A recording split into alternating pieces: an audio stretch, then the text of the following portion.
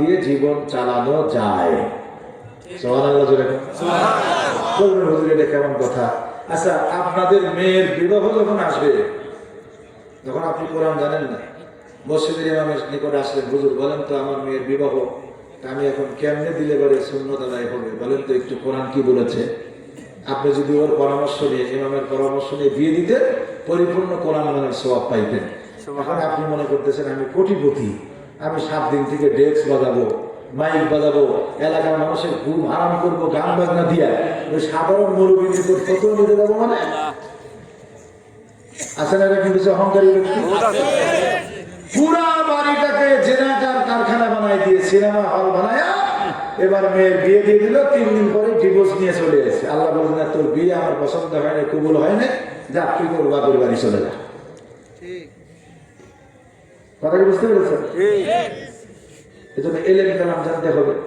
আপনার ছেলে মেয়েকে লালন পালন করার জন্য এলমে দ্বীনের জ্ঞান আপনাকেও শিখতে হবে। জানা আর অজানা, যে জানে আর যে জানে না সে কখনো সমান হতে পারে না। ঠিক না বেঠিক?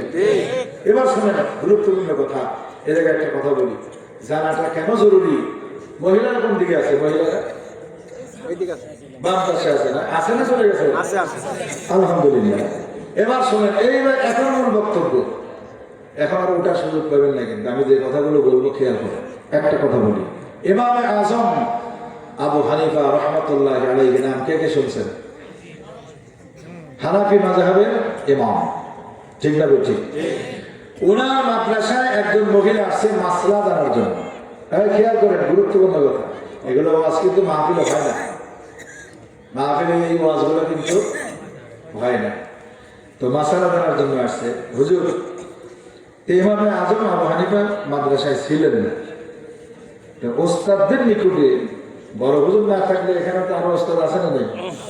তো বড় হুজুরকে গিয়ে জিজ্ঞেস করছে, হুজুর আমি একটা মাসালা জানার জন্য আসছি। কি মাসালা? ভাই আমার স্বামী তো খুব বদমেজাজি, প্রত্যেক দিন আমাকে ধরে পিটায়। তো কেন পিটায়? যে বলছে তরকারিতে একটু ঝোল, লবণ, ঝাল টাল ইত্যাদি বেশি হইলেই আমাকে প্রত্যেক দিন পিটায়। এরকম ডাকাত কিন্তু সমাজে আছে, আছে না? তো হুজুর সামনে তো রমজান মাস আসতেছে, রান্নাবাড়ি করতে গেলে তো ঝোল দেখার সুযোগ নাই। আমি কি পারবো ওই ডাকাতের হাত থেকে বাঁচতে? ওস্তাদরা কি বলছেন যে না, এটার কোনো হাদিসের মধ্যে নাই, এটা নাকচ করে দিয়েছে। কানতে কানতে বের হয়ে যাচ্ছে। রাস্তার মধ্যে আবু হানিফার সাথে দেখা। আল্লাহু আকবার। বলছে কি ব্যাপার, আমার মাদ্রাসাতে কানতে কানতে বের হওয়া, হুজুররা কিছু কইছে না?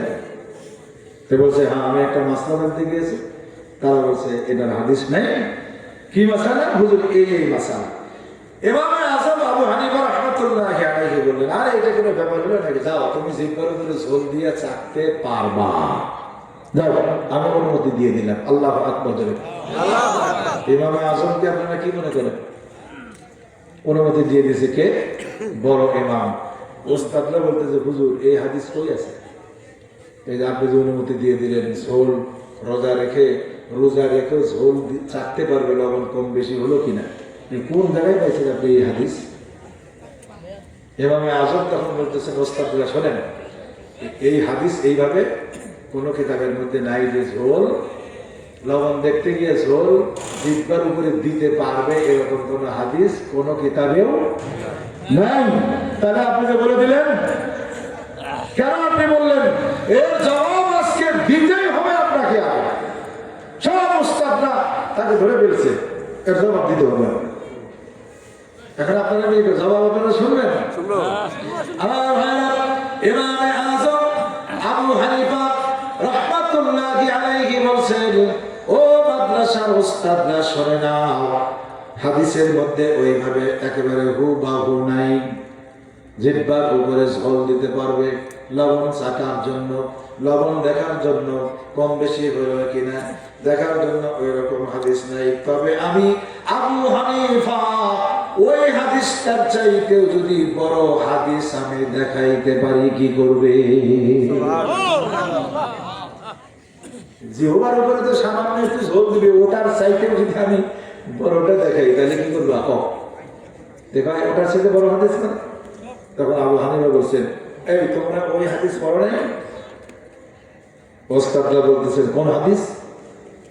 ইমামে আযম বলছেন, বিশ্বনবী মুহাম্মদুর রাসূলুল্লাহ সাল্লাল্লাহু আলাইহি ওয়াসাল্লামের দরবারে একদল সাহাবী উপস্থিত হয়েছেন।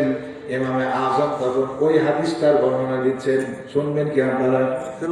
আমার ভাইরা, ইমামে আযম বললেন, রাসূলের দরবারে একদল সাহাবী আসছে একটা মাসালা জানার জন্য। আল্লাহু আকবার!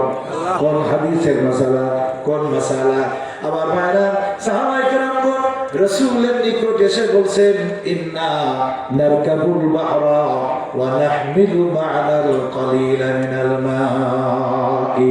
আল্লাহু আকবার!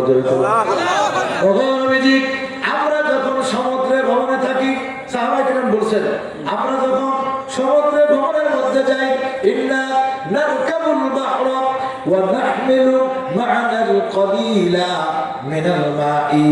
আমাদের নিকট সামান্য মিঠা পানি থাকে, খাবারের পানি থাকে সামান্য। ফাইন তাওয়াদ্দানা বিহি আতিশনা, এই পানি দিয়ে যদি ওযু করি, পিপাসা হয়ে গেলে খাবারের পানি আর থাকে না। কথা বুঝছেন কি আপনারা?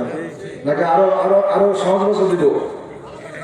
বুঝুন, আমরা যখন সমুদ্রে ভ্রমণে যাই, আমাদের কাছে সামান্য মিঠা পানি আমরা নিয়ে যাই, কারণ সমুদ্রের পানি কি লবণাক্ত, ঠিক না? ঠিক।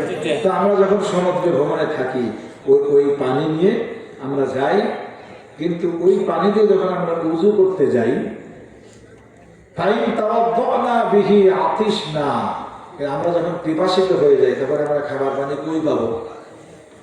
আফানা তাওয়াদ্দু মিন মাইল বাহরি। ওগো নবীজি, তাহলে কি আমরা সমুদ্রের পানি দিয়ে ওযু করতে পারবো কিনা? আল্লাহু আকবার বলেন। সরাসরি প্রশ্ন করেছেন, আফানা তাওয়াদ্দু মিন মাইল বাহরি, সমুদ্রের পানি দিয়ে কি ওযু করতে পারবো? فقال رسول الله صلى الله عليه وسلم هو الطهور ماؤه والحل ميتته। আল্লাহু আকবার বলে। সাহাবায়ে কেরাম প্রশ্ন করেছে, সমুদ্রের পানি দিয়ে ওযু করা যাবে কিনা? রাসূল নাম শব্দ বললেই হয়ে যেত, পারবা, এতটুকু বললে হতো। কিন্তু আমার নবীজি নাম শব্দ বলেন নাই, বলেছেন হুয়াত তাহুরু মাউহু ওয়াল হিল্লু মাইতাতুহু। এই সমুদ্রের পানি তোমাদের জন্য পবিত্র, এর মৃত্যু জন্তু তোমাদের জন্য হালাল। সুবহানাল্লাহ। লম্বা করে একটু জবাব দিয়ে দিয়েছেন। নাম বললে হয়ে যেত, কিন্তু লম্বা জবাব দিলেন। কেন দিলেন? আমার ভাইরা, যদি নাম বলতেন তাহলে সাহাবায়ে কেরামকে প্রশ্ন করেছে, ওই সময়ের জন্য জায়েজ হইতো, ঠিক না? রাসূল জবাব দিয়ে দিলেন, কিয়ামত পর্যন্ত যত মানুষ সমুদ্রের পানি ব্যবহার করবে তাদের জন্য ওই পানি পবিত্র। আল্লাহু আকবার। আর ওর মৃত্যু হালাল, এর মানে আমার গরু মারা খায় না, কিন্তু হুজুর হয়ে গেছে তাহলে গরু মরলেও খাবো না। এই হাদিসটার ব্যাখ্যা এবার কোরআনে যাওয়া লাগবে। শুধুমাত্র সামুদ্রিক মাছ যদি মৃত্যুবরণ করে, তাহলে ওই মাছ তোমাদের জন্য কি হালাল। আল্লাহু আকবার। বাঙালি তো আবার কম বোঝে যে সমুদ্রের পানি মৃত্যু হালাল, একদিন গরু খাবো, ফেলে দিয়ে লাভ। বাঙালি বাস্তব কম বোঝে, ঠিক না? আমার ভাইরা, ইমামে আযম বললেন, ও ওস্তাদরা শোনে না, আমার রাসূল বলেছেন সমুদ্রের পানি তোমাদের জন্য পবিত্র। তাহলে এর দ্বারা বোঝা গেল, রমজান হোক, রমজানের বাহিরে হোক, যখন তোমরা রোজা রাখবা, সমুদ্রে ভ্রমণে গেলে তোমরা ওই পানি দিয়ে ওযু করতে পারবা। সুবহানাল্লাহ। যখন ওস্তাদরা শোনো, ওই যে রাসূলের বক্তব্য অনুযায়ী রমজান মাসের রোজা রাখার পরেও লবণাত্মক পানি দিয়ে ওযু করতে গিয়ে কুলি করলেও যদি রোজা না ভাঙে, তাহলে মহিলা কেন পারবে না তার স্বামীর মারের হাত থেকে বাঁচার জন্য জিহ্বার উপরে একটু ঝোল দিতে? আল্লাহু আকবার। আর অজানা কখনো সমান হতে পারে না। কি মনে করছেন আপনি? এই শিক্ষাতে জেনারেল শিক্ষা শিক্ষিতের মধ্যে দুই ভাগ আছে, একদল হলো সাধারণ শিক্ষা পড়ে আর একদল হলো বৈজ্ঞানিক হয়। ঠিক না বেঠিক? তাহলে বৈজ্ঞানিকদের দায়িত্ব হলো খনিজ সম্পদ বের করে সাধারণ মানুষের উপকার করা। আর ওলামায়ে কেরাম, আল্লাহ রাসূল বলেছেন কিয়ামত পর্যন্ত একদল আলেম থাকবে, তারা ইলমের গভীর সমুদ্র থেকে মাসালা বের করে জনগণের উপকার করবে। সুবহানাল্লাহ।